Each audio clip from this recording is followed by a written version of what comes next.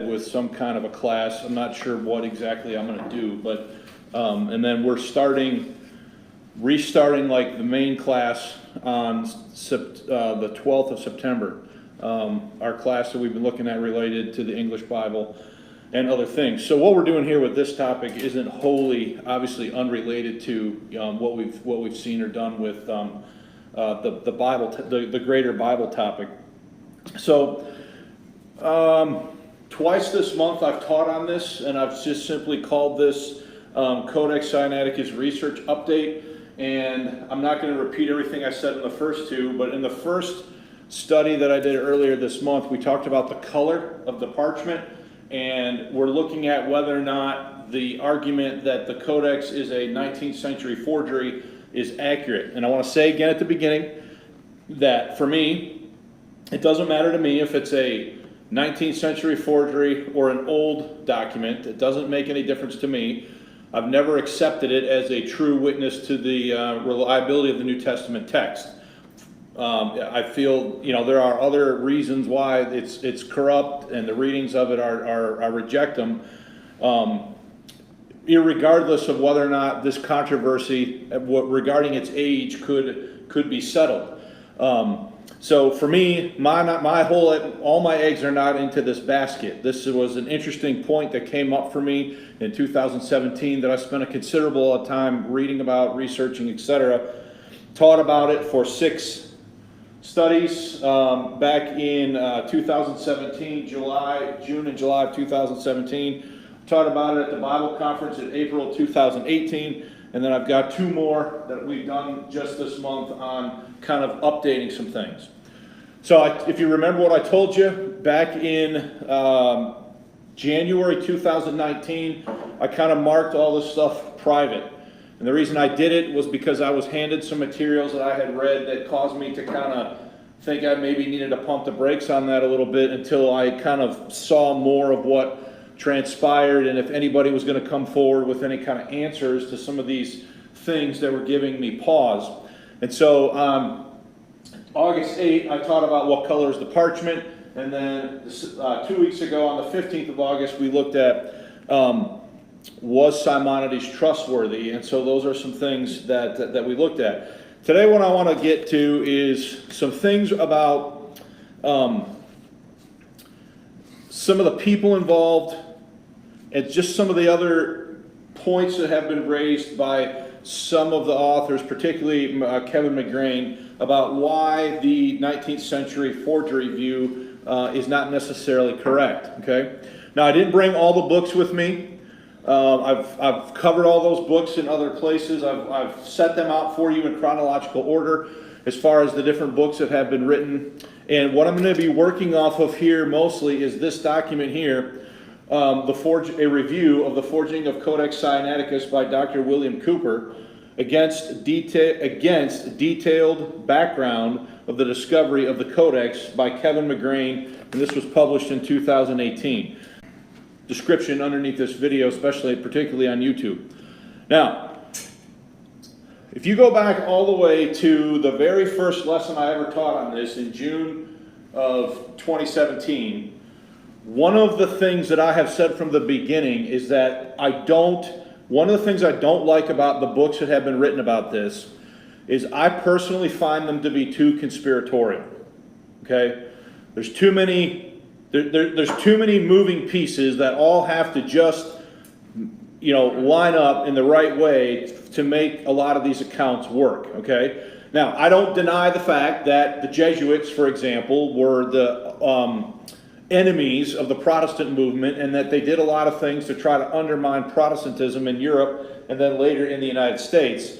But as I read through the different books, the book by Dr. Cooper, Sorensen, David Daniels, the different books that have been written, there was always an element of it where in order for the story to work the way that it was being told, everything had to just fall into place just so, all right?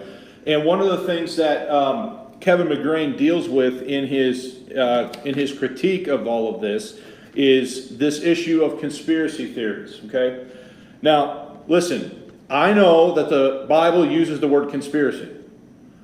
There are conspiracies. There have been conspiracies. the issue is, you know, how do you judge what's a legitimate conspiracy versus an illegitimate conspiracy? And all of the writings that have been done on this idea of a 19th century forgery have some element of conspiracy to them. Now, they might be different. They might see the conspiracy differently. They all sort of have their own theory. But one of the problems with conspiracy theories is that you only tend to look at the evidence that would support the theory that you've already decided is the case, while you ignore, if not discredit, other evidence that might call into question whether that theory that you're working off of is actually true. Okay?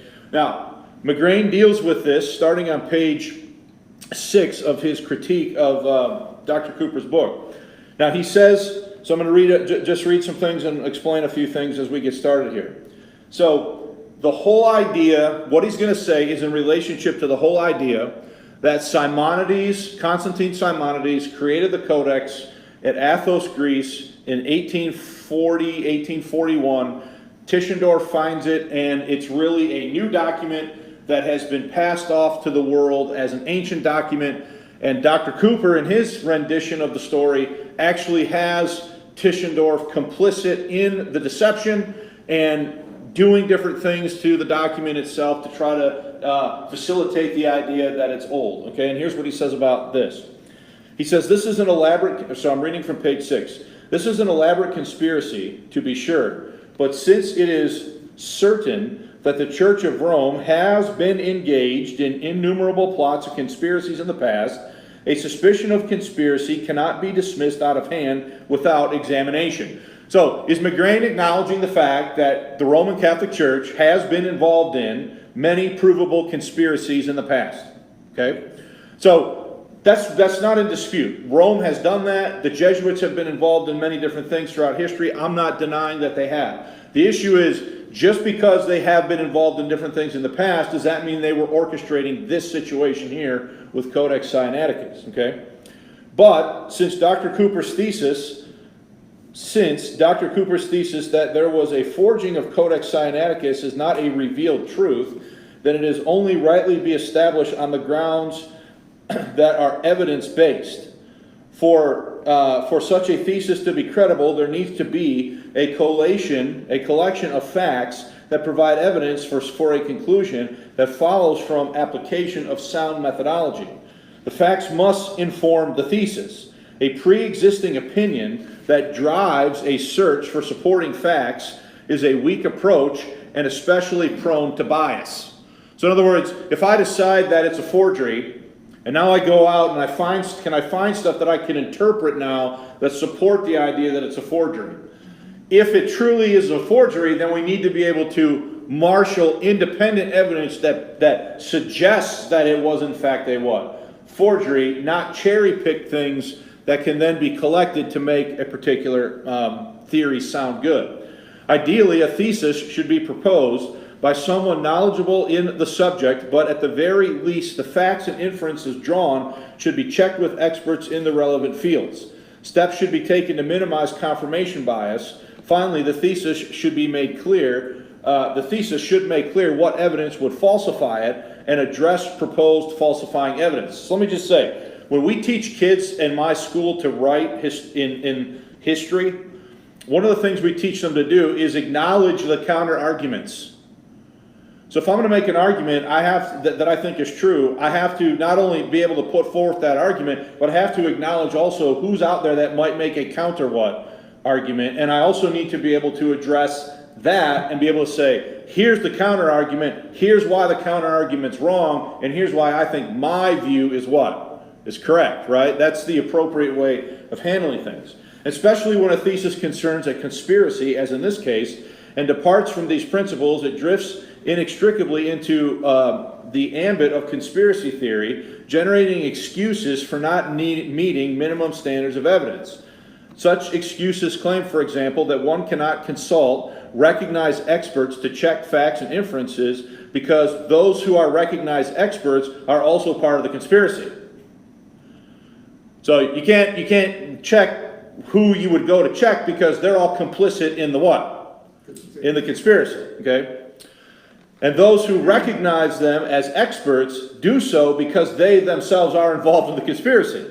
All have a motive to hide the truth, giving out disinformation and withholding facts. Now, this is a major problem in our just broader culture right now, is it not? Like, masks and viruses and vaccines, and no one knows who's telling the truth, right? And you got all manner of different opinions about who's telling the truth and what's going on, right? So we can all kind of relate to this. It's not my intention to get into a conversation right now about which epidemiologist you think is right, because who knows? But anyway, but as we shall see, it is a conspiracy theorist himself who hides the truth, withholds information, and purveys disinformation. Moreover, any critical analysis of the claims of his thesis is viewed as part of the conspiracy, if this analysis is unfavorable. So this is what happens with conspiracies. Well, if you are critical of the conspiracy theory, that's the problem. You're part of the conspiracy. Especially if you're negative about it, or you question it, okay? In short, this kind of methodology is fatally flawed because nearly everything can be shaped into being part of the conspiracy, reinforcing the particular conspiracy theory and making falsification impossible in the eyes of the conspiracy theorist. To brand any thesis concerning conspiracy a conspiracy theory at the outset is to rob it of credibility before giving it a fair hearing. Nevertheless, we should weigh carefully that accepting a false conspiracy as true comes at a great cost, not merely intellectually, but in credibility, in the cause of truth, and in the health of prosperity of the church and success of the church's ministry. Okay? Now, so what he's saying here is, when you evaluate what's going on, you have a lot of convenient interpretations of data that are interpreted in such a way to as fit what this particular person is trying to say, what they want to get you to believe, okay? And there are many things that Dr. Cooper said in his book that are just absolutely factually, demonstratably not true. They're not the case, okay? So, going on page 7, he says, it is to be noted that in Dr. Cooper's scheme, Tischendorf is aware that his role is deceptively to present as ancient what he knows to be a recent forgery, and he is himself involved in deliberately tampering with the manuscript to destroy evidence pointing to its recent production.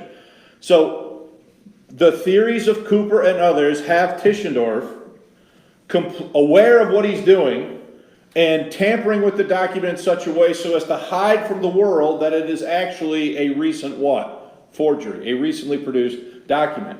The difficulty that Dr. Cooper faces in establishing such a thesis is that he can produce no actual evidence that Tischendorf believed the Codex was forged.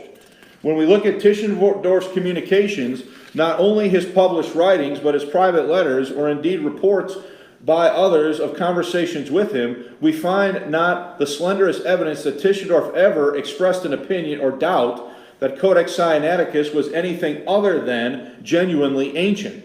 Circumstantial evidence might lend weight to actual evidence, but without actual evidence, any attribution of foul play would be unsafe.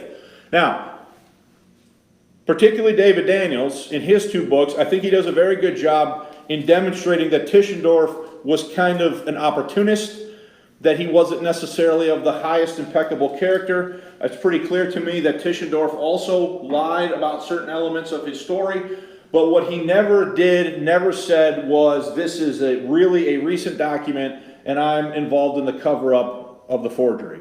Okay? Moreover, no qualified paleographer who has had opportunity physically to inspect the document has doubted the manuscript was produced centuries before the 19th.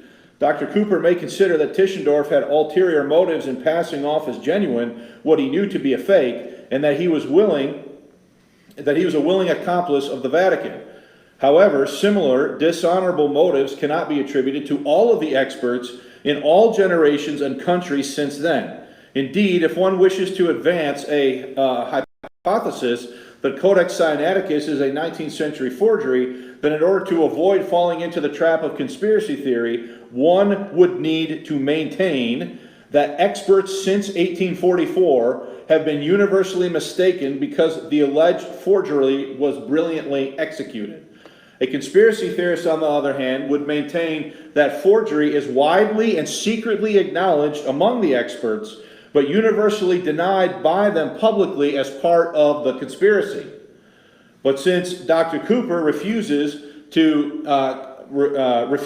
countenance that the alleged forgery is brilliantly executed, he reportedly states that there are, quote, telltale signs of forgery on nearly every page that are, quote, very amateurishly, yes, can't talk, done, and thus blindingly obvious to any expert. He voluntarily and firmly positions himself in the camp of the conspiracy theorists. All the experts can see that it is fake, but are deliberately suppressing the facts. Okay? So that's what Cooper is arguing basically in his book. And I'm just going to go one more thing here on this, and then we'll move on to the next thing I want to cover.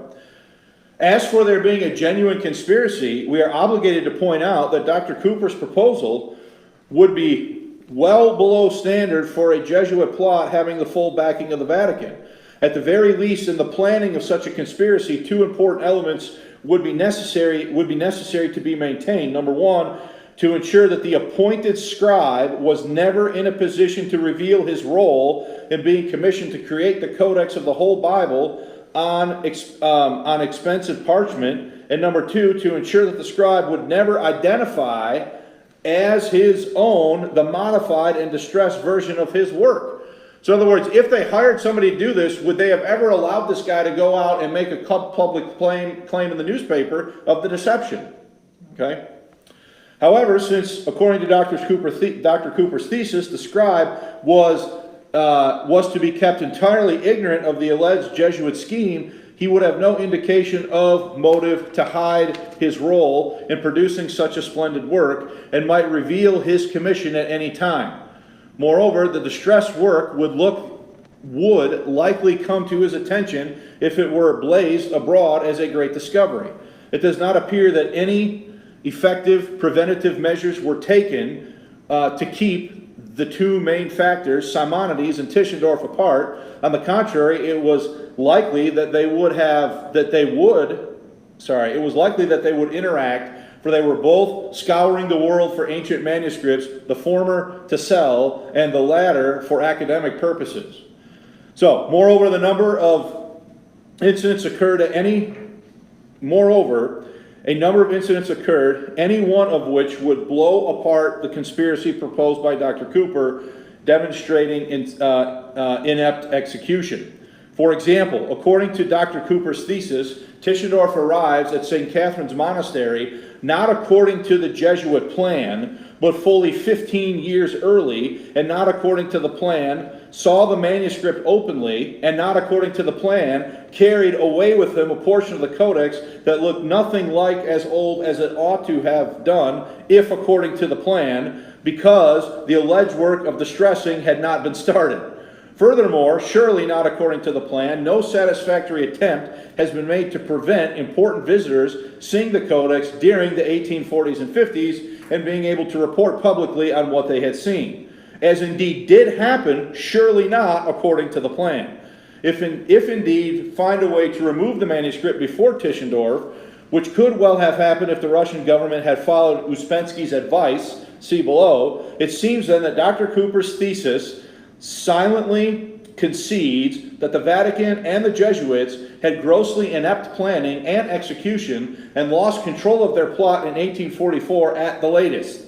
And yet, he can imagine Jesuit forgers secretly embedded in the Orthodox monastery in Sinai, soldiering on, undetected in disaster recovery mode, producing a codex that could bear timely witness to Vaticanus. You guys following all this? Probably not. So, the problem is there are major issues for the conspiracy theory. So in other words, all of the pieces had to happen according to plan, yet all of these things were outside of the parameters of what the alleged plan would have been. Okay? Is everybody with me? Now, next thing I want to do is I want to talk about a guy named Uspenskey. Okay? Now, Porphyry Uspenskey, I've mentioned him before, and those of you that were with me, he goes to the St. Catherine's Monastery after Tischendorf took the first 43 leaves, and he's there in 1845, and he sees the remainder of the work that Tischendorf didn't take. So I'm going to skip ahead now, and I want to make a point about Uspenskey. It is seldom appreciated that all 347 leaves of the Codex of the monastery had in its room and brought to Tischendorf's attention in 1859, which Tischendorf eventually removed to St. Petersburg and named Codex Sinaiticus, were thoroughly examined in 1845 and 1850 by Uspenskey. Okay, so I'm going to try to draw this out here on the board. Okay, so in 1844, is it 44 or 43? I got so many numbers kicking around in my head. I think it's 44. Tischendorf takes 43 leaves to Germany. Okay? Does everybody remember that? In 1845, a Russian Orthodox monk named Uspenskey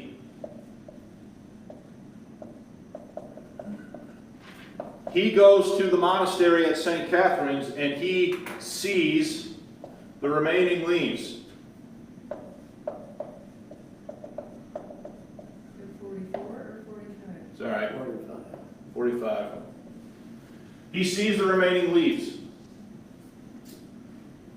And then he sees them again in 1850. So that's Uspenskey. He sees them again in 1850. Okay? So let me read that again.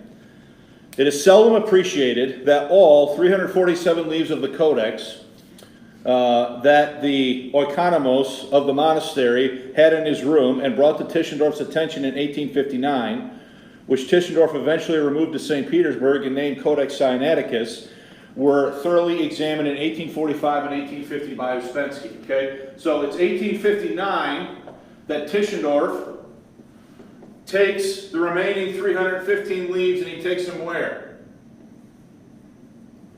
He takes them into Russia. Okay, so in between the time when Tischendorf finds the first 43 leaves and takes them to Germany, and the time when he gets his hands on the rest of the Codex in 1859, has this Russian Orthodox monk been to St. Catherine's Monastery twice and seen the Codex in the intermittent years.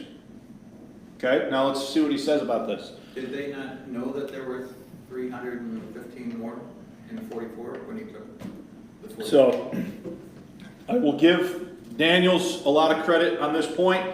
His latest book does an excellent job making the case that Tischendorf cut these 43 pages out of a bound codex. He stole them, basically. So, Tischendorf is not without repute in all of this, okay? But his motivation is to be the discoverer of a great codex. His motivation is not necessarily working as... Now, of course, Daniels says and argues that he's an agent of the Catholic Church, because the Catholic Church has the Vatican manuscript and they want another manuscript to go with it so they can, change the Bible, kind of a concept, okay? If we have time, I'll say kind of what my thoughts are on that, but let's just go back to this, okay? So, Uspenskey's detailed examination in 1845 was of what remained of the Codex following Tischendorf's removal of the 43 leaves the previous year. So I was right, it was 1844, okay? He saw the 74 leaves that Tischendorf had seen but was unable to remove, plus 273 leaves that Tischendorf was not permitted to see until 1859, comprising the minor prophets, the Psalms, the wisdom literature, the whole of the New Testament, the Epistle of Barnabas, the Shepherd of Hermas. And on his 1845 visit, Uspenskey also found a fragment from the book of Genesis from the Codex, so inferred that the Codex was at one time a complete Bible. So Uspenskey's seeing all this the year following Tischendorf being there in 1844. Okay? On the first examination, Uspenskey was well aware that the New Testament differed markedly from the received text, but he initially considered that it was nothing more than a it was nothing more sinister, excuse me, than a poor job of copying from poor exemplars. So, in 1845, does Uspenskey see all of this stuff that Tischendorf sees in 1859? Shake your head yes, because that's what happened. Everybody's with me, right? Praise the Lord. Okay. So, 1845, Uspenskey goes and he sees the remaining leaves in Russia. He makes some conclusions. Okay. He concludes that it was originally part of a bound codex, and he originally thinks that this is just a poor copy from poor exemplars. But notice what he doesn't say. Does he say this is a 19th century forgery? No. No. He doesn't say that. He believes it to be what? Old. Okay? Now understand, this is an important point, because all of the defenders of the 19th century forgery view are heavily reliant on Uspenskey and his observations to make their points. Okay? But now Uspenskey is not of the opinion that this is a 19th century forgery. He thinks it's an old book, a poor copy from poor exemplars, and it was originally part of a bound codex. Okay? Bottom of page 40 of McGrane. Uspenskey visited again in 1850, and from June to August cataloged the manuscripts at St. Catherine's, during which time he sought out the Codex Sinaiticus manuscript and continued his study of it for a, quote, long time. On his second review of the Codex, Uspenskey became very concerned about what he suspected were its heterodox origins. So in other words, what does heterodox mean? Anybody know? Heterodox would mean the opposite of orthodox. So heterodox would mean like, the word's escaping me. Heretical. So in 1850, he spends a bunch of time with it. He changes his mind. He says it's not just a poor copy from a poor exemplar. Now he says the thing has its origin from people who were what? Heretics. Who were intentionally now altering what? The text. Okay, so let me read that again. One question. In 45, this was at a monastery that was... Yeah, it was. Yep, all this is happening. Did the monastery staff know that it was old? It's a good question. So, my understanding of that, Bart, is in 1844, it's out there and Tischendorf sees it. He asks if he can have it. He asks if he can, have some of it, and they tell him no. At which time he takes out a knife and he cuts out 43 leaves. Now, wasn't it discarded actually by the monastery? Where did he find it? That story is through Tischendorf, and he tells it years later that he found it in a waste bin, in the open part of the library, ready to be burned. Okay? And was that true? I mean, was that ever debunked? I think David Daniels does do a good job with saying and proving why Tischendorf was lying about that. Okay? But that's a whole other thing. So Bart, at that point, they maybe don't really realize the significance of what they have until they realize that Tischendorf stole 43 leaves. Then it's my understanding that they moved that into the prior cells, into the chambers of the monks that were living in the monastery. And so when Tischendorf comes back again in 1853 looking for the rest of it, but he can't find it because they've hidden it away in the prior cells. Now this Uspenskey guy, he's a Russian Orthodox monk, and St. Catherine's Monastery was associated with the Russian Orthodox Church. So he's not a German Lutheran like Tischendorf, so they're going to trust this guy more than they trust Tischendorf. And when Tischendorf comes back in 1859, he comes back under the auspices of the Tsar of Russia. So now they kind of are going to show him stuff that they didn't show him in 1853. Do they trust him still, though? I don't think they ever trusted him, no. I doubt it, yeah. No. So, Page 41. On his second review of the Codex, Uspenskey became very concerned about what he suspected were its heterodox origins, seeing distinct aspects of Arianism, which would be like Arius and what would be modern Jehovah's Witness doctrine, and Apollinarianism in it, and perceiving that many important differences from the received text were not mere human errors.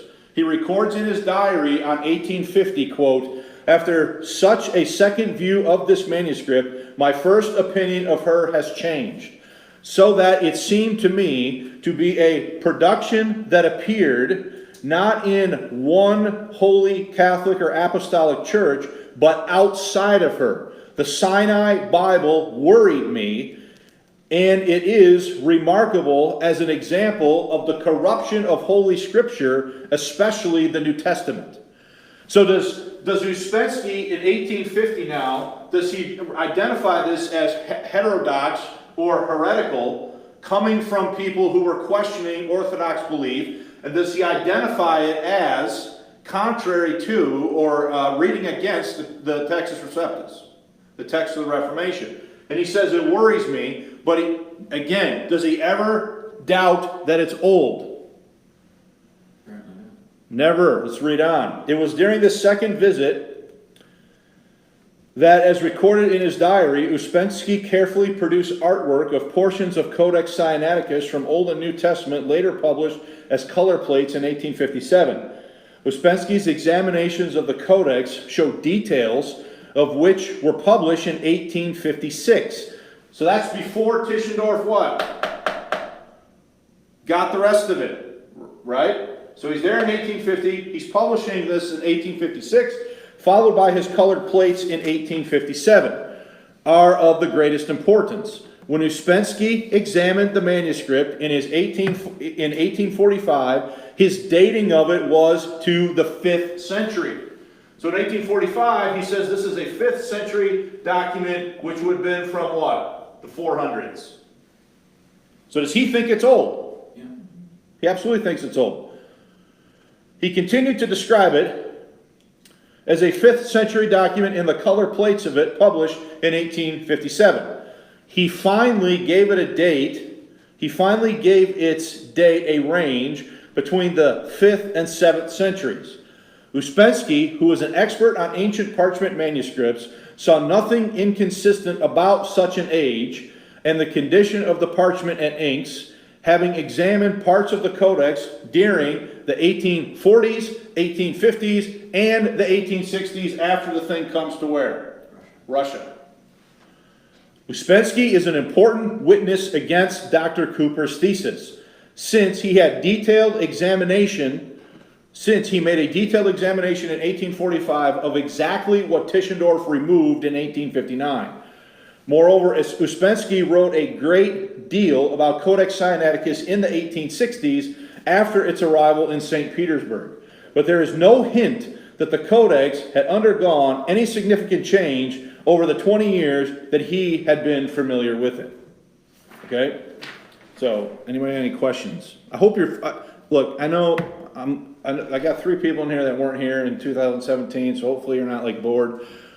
Mike was definitely here and a part of all this. I still have all of Mike's images that he printed off the internet for me in a folder at home. I've got a whole drawer in my office, like massive stack of stuff just on this topic that I've compiled. Okay, so I think you have the conspiratorial element.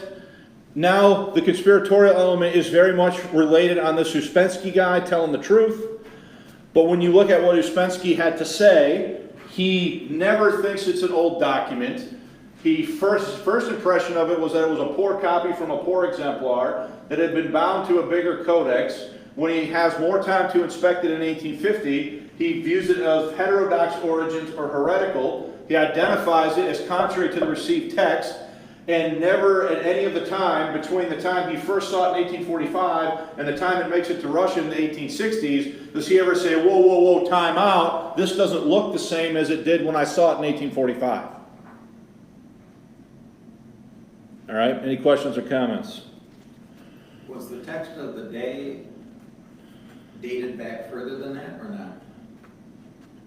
What do you mean? The accepted Bible, was it with roots that were identified before this date? I mean, is this basically challenging just because it's an older text? Yes. It is. So because the modern theory of text criticism says older is better. Right. Okay? But this is then older than what the accepted. So that's why the date of this is so hotly debated. Yeah. Okay? Because they want to, if you listen to the conspiracy mindset on this, they need to find the Vatican manuscript is a fourth. Also, it would be the Vatican manuscript, according to, I don't even know where to write anymore, was a fourth century manuscript dating from the 300s. Okay. So if Codex Sinaiticus was also that old, now the thinking is you have that one, and now you can put this other one with it, and now you can build a competitor text to the Textus Receptus, to the text of the Reformation. Which is why, and that's what Tischendorf desires to do. He wants to find old manuscripts. These guys are, Tischendorf and the scholars of his day were very much wedded to the idea, coming out of German higher criticism, that they needed to have a scientific approach to the text. Okay? Which means you want to find the oldest ones. The problem with that is, in my opinion, scripturally, as Paul says in his letters to the Corinthians, he says, we are not as many which corrupt the word of God. So the Bible says, was the word of God already being corrupted when Paul was still writing in the first century? So just because something is old doesn't therefore prove what? That's right. That it doesn't prove that it's right. It doesn't prove that it's better than what had been received and in use for centuries by the believing church. Okay? Now, I want to get to one more point possibly here before we leave on this sort of. So we've talked, what have we talked about so far? We talked about the conspiracy theory element of this.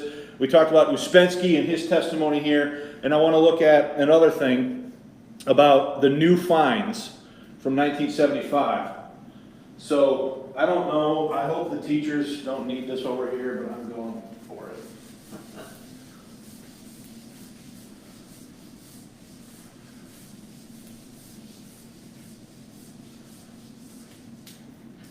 So,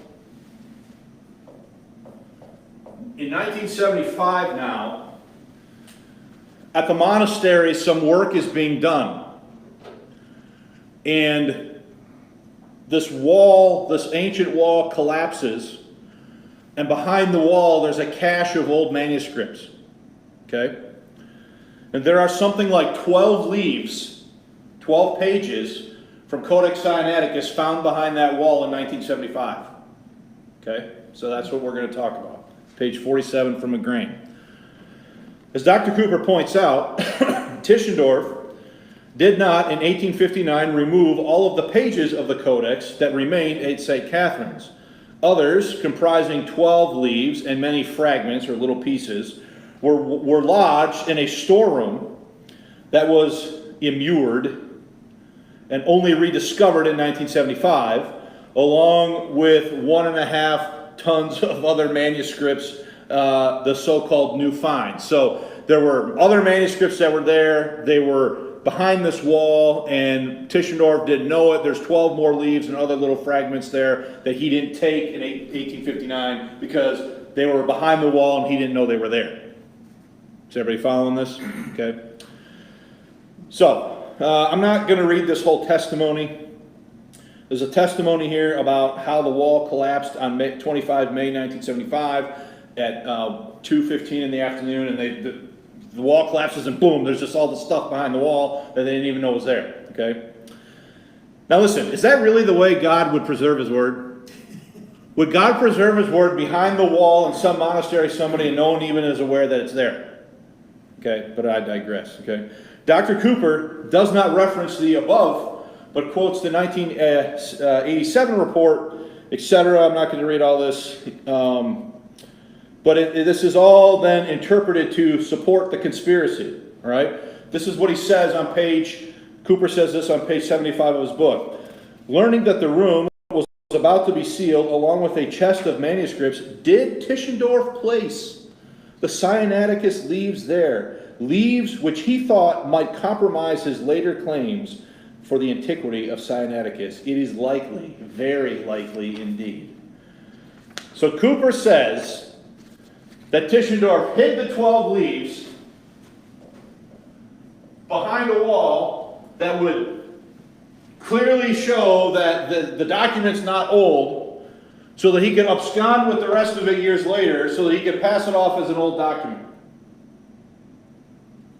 At this point, you're kind of like, okay. Well, Why would he leave them if he's worried about them? he wouldn't. If he would have gotten, it's very clear if you follow his conduct, that he wanted as much of the thing as he could take. And was he mad when they told him he couldn't take it, so much so that he stole the first 43? And you know he stole it. One of the ways you know he stole it is he never told anybody where he got it. He just talked about, this obscure monastery somewhere. He never told anybody the name of the monastery where the thing was at, because he wanted to come back later and do what? Steal it. Get the rest of it. Okay? So page 48 now from McGrane. It is not at all likely, because this storeroom on the fortification wall became inaccessible due to its collapse in the Sinai earthquake of 1839. Okay?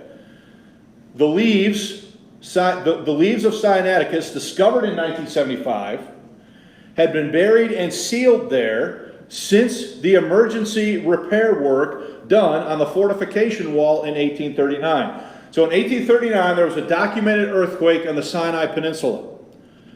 It damaged the wall of the monastery. In repairing the wall of the monastery, these parchment pieces and leaves got sealed behind the wall when they were trying to reinforce the wall and repair the damage that had happened as a result of this monastery. Okay, now here's the thing. The leaves of Sinaiticus, discovered in 1975, have been buried and sealed there since the emergency repair work done on the fortification wall in 1839. The year Simonides arrived at Mount Athos, and 5 years before Tischendorf arrived at St. Catherine's. So those parchment leaves were behind that wall since 1839, before Simonides even showed up at Mount Athos, and before Tischendorf even went there for the first time. So that at a minimum, that means that Cooper's idea that Tischendorf hid him behind the wall on purpose to obscure the real age of the Codex is just absolute craziness. Okay, now you say, well, how do you know all that? Well, this is a book that we can access here via Google Books. The name of this book is The Seismicity of Egypt, Arabia, and the Red Sea, a Historical Review. So this is a historical book documenting all of the seismic activity in the Middle East. And notice there's an entry here from 1839. And notice what it says. Okay? Rubino refers to the repairs of the fortification wall of St. Catherine's Monastery in Sinai during this year following an earthquake that caused them some damage. Repairs to the museum building in 1840 are also mentioned in the following. Jadarius from 1875, Rubino 1973, and this other guy wrote a book in 1979.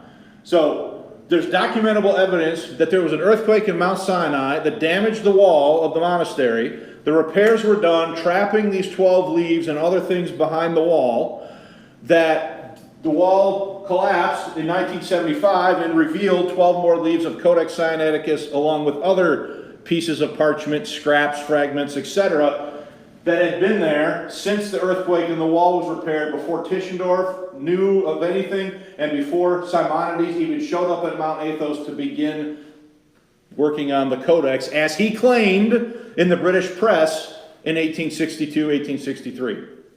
Okay? So let me read the rest. The 1975 discovery of these Codex Sinaiticus leaves is thus fatal to Dr. Cooper's plot, in which Simonides' alleged codex was not delivered to St. Catherine's until 1841 at the earliest, and seen by Tischendorf in 1844. So this seems to be very strong evidence to suggest that was the thing there before these guys are alleging it, before Simonides alleges to have created it. Okay, now there's one more thing I want to share with you about this in the footnotes.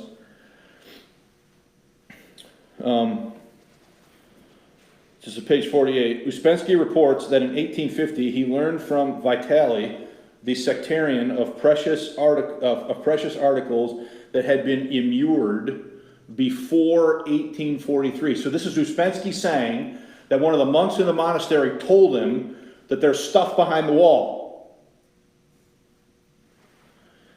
The sectarian said that his predecessor, during his long illness, had been telling him that some treasures had been deposited in the wall, but in which one he did not say, but which one he did not say, and with that the secret died. This sounds like deliberate. This sounds more like deliberate deposition. I'm not sure what he's after there. However, Uspenskey mentions that in 1845 the monks told him that manuscripts had been immured in the outer fortification wall. This proves to be good intelligence, since that was where this cache of manuscripts was discovered in 1975. You follow that? The monks, when he's there in 1845, they say there's stuff behind that wall. 1975, the wall collapses, and what's behind the wall? Manuscripts. Just so happens 12 of them are part of Codex Sinaiticus. Okay? Now look, folks, to my great disappointment, none of these points, I am not aware where anybody has taken these points that McGrane is bringing up and systematically debunked them based upon a non-partial reading of the facts to prove that the Codex is a 19th century forgery. So when I read this stuff, this is what caused me to say I need to think long and hard about whether or not this story is true. So I don't think Simonides is trustworthy. I think he's a known liar and forger. Okay, the parchment color issue doesn't seem to check out, which, by the way, is almost wholly reliant on the testimony of Uspenskey in large part, who never made the kind of claims that the 19th century forgery view is making. And in the end, it doesn't matter to me if it's an old forgery or if it's a new forgery or an old corrupt manuscript. I've never accepted it as a reliant witness to the New Testament text. Okay? So I made it halfway through the points I wanted to cover. I am going to quit a few minutes early if there's no questions, just because Dave's not here and we need to make sure we get everything set up out for church out there. But next, if you guys are going to be here, and if I can test your patience for one more time, I want to cover the remaining 3 points on this. So, anybody got any questions or comments? Mike? Can I make one comment? A couple of weeks ago, we were talking about Mark chapter 16 and the missing verses that are in this Sinaiticus document. Well, I made some notes in my Bible back when you were talking about these years ago. So, the note says 618 manuscripts contain the verses, that is the missing verses. Early translations from the 1st and 2nd and 3rd centuries contain the verses. Yes. These translations predate the 2 manuscripts that do not contain the verses, including this stuff. Yep. So, a reason why I don't accept it as an authentic witness to the New Testament text. Then that goes to Bart's question that he raised a little bit earlier, just a little bit more, maybe a little more directly. Okay. So I think what I'm going to do then is, I mean, I've already been into this thing for 3 lessons. I might as well finish it. And so what I've done is I've gone and I've reinstated all these things along with my latest additional information on this, because I really don't want to be hiding anything from people about what I've said before, and me saying now that I think I jumped the gun on some of this stuff, and I appreciate McGrane. Now, let me say, so this is obviously, some of what I'm saying is putting me somewhat at odds with people that I would otherwise agree with about other things. But if somebody can marshal evidence to prove that McGrane's arguments are false or why they're wrong, I'm certainly willing to listen to it. and evaluate it. But right now, based upon what we can see here, I don't think there's good grounds to say this is a 19th century forgery. But that said, that doesn't mean I accept it as an authentic witness to the New Testament text. So we'll quit right now, and as I